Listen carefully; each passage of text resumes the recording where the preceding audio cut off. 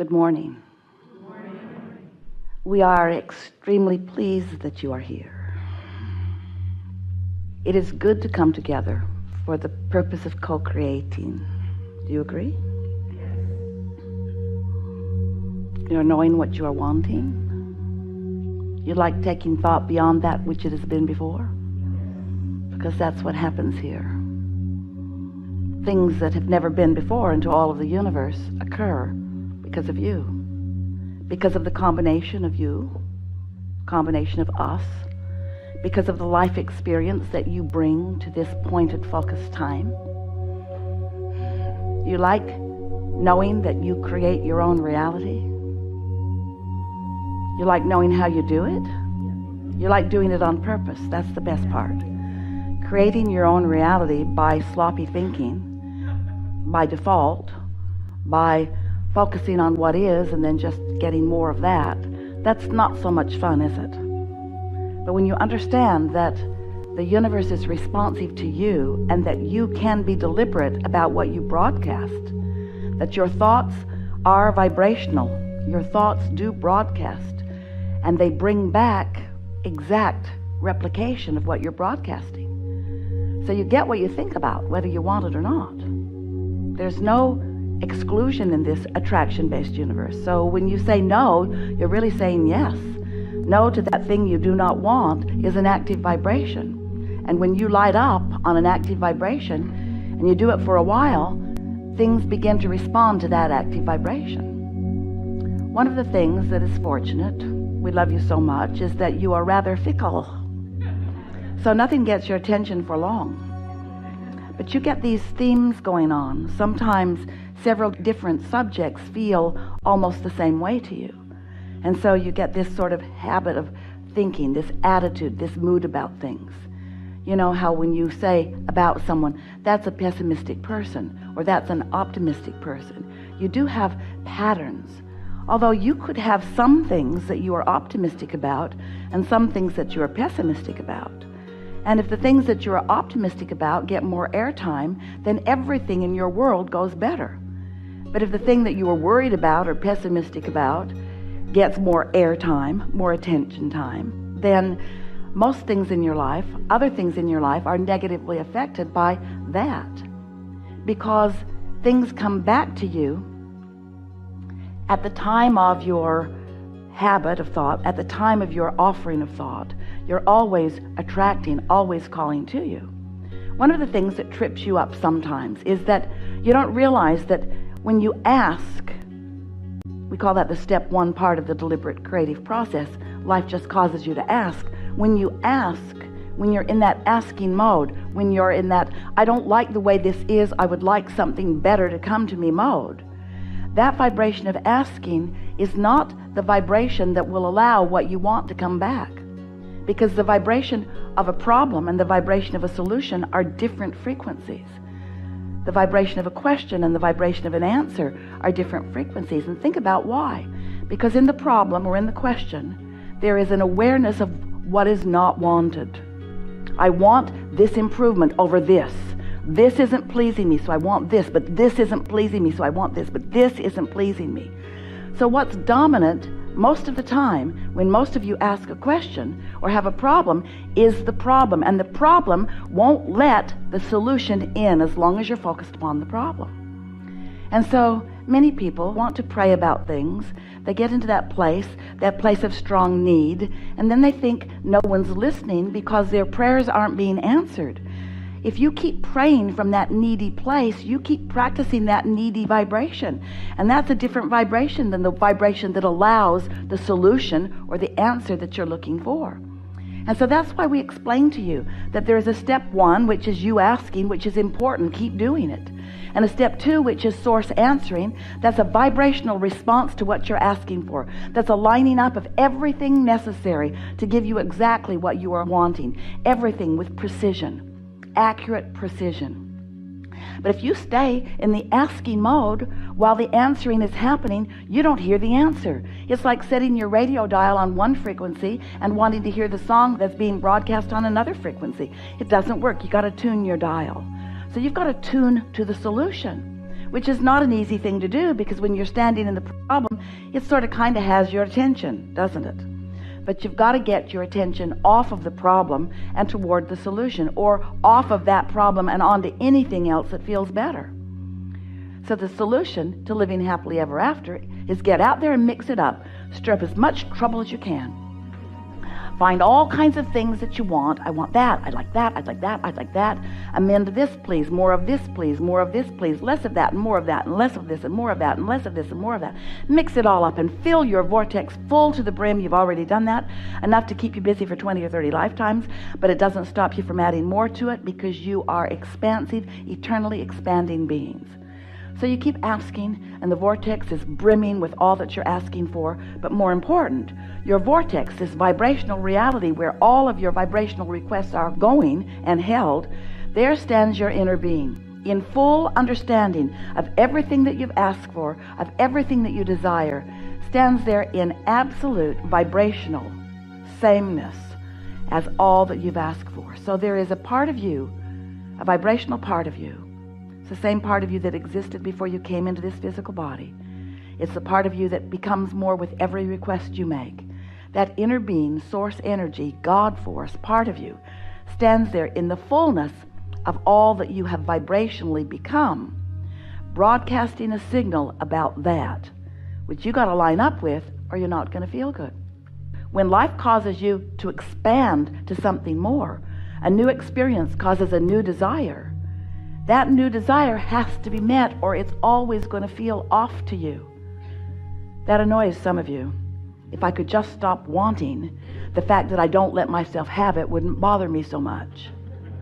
But you can't stop. You can't shut that down. You can't shut down your observation. You can't shut down your personal perspective. You can't shut down your personal desire for expansion. You can't turn that engine off. It's always going. It's always going. So if you want to be joyful, and you do, we know you do, the only choice you have is to close that gap between beliefs that don't match desires. We said to you in the very early days of visiting with you, as we were flowing through Esther, when you want something and you believe it, then it is, and it is fast. But if you want it and doubt it, if you want it and don't believe it, if you want it and worry about it, if you want it and keep explaining why you want it, I really want this because I don't have it, because I'm in this kind of pain without it. As you're justifying or defending or rationalizing or really explaining to anybody why you need anything, you keep practicing the vibration that holds it away from you. You got to talk about what you want and why you want it. You can't talk about what you want and why you don't have it. You've got to talk about it as if it is. You've got to feel it as if it is. You've got to make it feel real to you before it can come. Humans say, well, I'll believe it when I see it. And we say, unfortunately, you're not going to see it anytime soon if you need to believe it before you can see it. Oh, you can see some things that others have experienced that are easy to believe. It's easy to believe that chair's sitting there. Yesterday, someone tried to convince us there were 4 of them. It's easy to believe the things that have manifested fully. It's easy to believe things that you can translate with your physical senses, your eyes and ears. You see it, hear it, smell it, taste it, touch it. That's a translation of vibration. But that's manifestation that is already in place. An observation of manifestation that is already in place is often the big bugaboo that keeps you from manifesting something that isn't already in place. Because your attention to what is so vivid, so strong, so consuming, so constant, that often your awareness of how it is prevents it from changing. Oh, it's changing all the time, really. Different places, different faces. But the essence of your life continues to be as you expect it to be. So, Esther hears herself, and we tease her about it incessantly. She hears herself explaining how, well, it's been that way. It's always been like that. That's just the way that is. And we often say, when we sneak up on her, when she's not broadcasting that, it can be any way you want it to be. You don't have to keep regurgitating what is. Things do change. They just keep changing to the same thing if you keep focusing on the same way things are. Things are always changing. Do you want them to change to something different, or you want them to keep changing into more of what they already are? Because they're changing constantly. Because it's fresh and new. It's constantly changing. It's constantly changing, constantly changing. Do you want it to change to the same thing? Do you want it to change to something that's new and different? Do you want it to change to something that's better? Do you want it to change to more that's like it's already been? Different places, different faces, same thing. You want something different? You got to think about it in a different way. So that's what we're all about here, isn't it? Finding a way to look at life through the lens of broader perspective, to look at life through the eyes of Source, to begin catching glimpses of who you really are and what you really want. Because you are creators. You want to accomplish the mastery of creation, which means you want to know about law of attraction. You want to understand that it's always consistent. You want to know how it feels within you. You want to know what your emotions are. You want to know why your emotions are your guidance system. You want to know why your guidance system feels the way it does under differing situations. Here's why. As you are in step 1 asking, as the contrast is helping you know what you don't want so you know what you do want, you're launching these rockets of desire, and your inner being, your source, what man wants to call God, stands in that vibrational reality, in what we are calling your vortex of creation, stands there holding steady the vibration of your furthest request, your furthest expansion. There, that larger part of you stands, offering that frequency, offering that knowing, that opinion, that point of view, being that prosperous being that you've asked to be, being that confident being that you've asked to be, being that flexible, fun-loving, joyous being that you've asked to be, being that.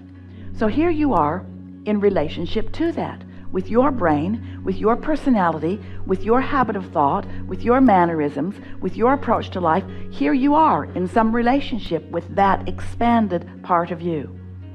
So when you're focused upon something in appreciation, you are an exact match to the opinion, to the perspective, to the knowing, to the being, to the attitude, to the mood of the source within you. And when you are in that kind of concert, there is no separation between you, and you feel wonderful. But if you're focused upon something, beating up on yourself or someone else, you're wrong, you shouldn't have done that, I don't approve of that, then you have found a mood, an opinion, an attitude that's so different from the way the source within you feels about exactly the same thing. And by the way, the source within you is focused upon exactly the same thing from the point of view that the source within you holds. So now you've got a differing vibrational situation going on, and that's what your emotions are. The more different the knowing or the believing or the pointing at or the active vibration between your inner being and you, the more different, then the stronger the negative emotion. So if you feel despair, you're really looking at something different than the way Source is looking at it. And it's the same thing. That's the thing that we really want you to hear. Looking at exactly the same thing. Sometimes, dear hearts, you are willing to put up with those negative emotions. We don't know why anyone would, when the option of feeling good is so available, so readily available. But you got to practice it a little bit, because law of attraction is responding to where you are, and that's the rub. Law of attraction gives you more of how you feel. Oh, you don't like that? Here's some more. Now, law of attraction isn't delivering it to you with the glee that we are. Law of attraction isn't taking any delight in you getting more of what you don't want. But it does keep coming, doesn't it? And in attention to anything, wanted or unwanted, law of attraction causes a momentum to occur. And so the more momentum, then the more power. You know that. Go 100 miles an hour and hit something. It's harder on what you hit than if you're going 5 miles an hour, yes? Momentum does add power and speed. Things happen faster with more momentum. So if you sort of don't want something, it's sort of coming to you sort of slowly. If you really don't want it, and you really talk about it a lot, then it's coming to you really now. Have you noticed? Law of attraction doesn't let up. Esther's been looking for the on and off switch for a long time. There isn't one. But when you go to sleep at night, the momentum does subside.